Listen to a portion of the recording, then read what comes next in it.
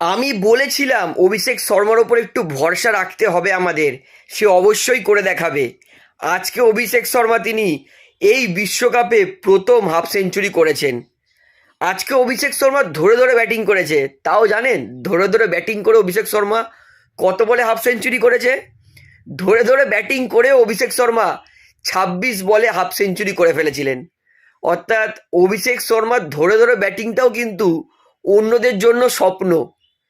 আর যারা অভিষেক শর্মার 3-4টে পারফরমেন্স খারাপ যাওয়ায় অভিষেক শর্মাকে এল লাগে বলে কমেন্ট করছিল, তাকে নিয়ে পোস্ট করছিল, এল মানে তো আর শব্দটা আমি বললাম না, তাদের মুখে আজকে লিটারালি ঝামা ঘষেছে অভিষেক শর্মা। এই অভিষেক শর্মা 1.5 বছর ধরে এত ভালো খেলার পরে 3 থেকে 4টে ম্যাচ খারাপ খেলায় সে অভিষেক শর্মাকে মানুষ ট্রোলের বন্যা বইয়ে দিয়েছে।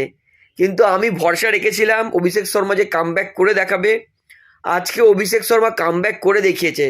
আজকে তিনি হাফ সেঞ্চুরি করে দেখিয়েছেন। তো আমি খুবই খুশি অভিষেক শর্মার জন্য। এবং গোটা ইন্ডিয়া টিম আজকে দুর্দান্ত খেলছে। আশা করছি রাত গেই বাদ গেই সাউথ আফ্রিকার বিরুদ্ধে যা হয়েছিল সেটা আমরা ভুলে যাব।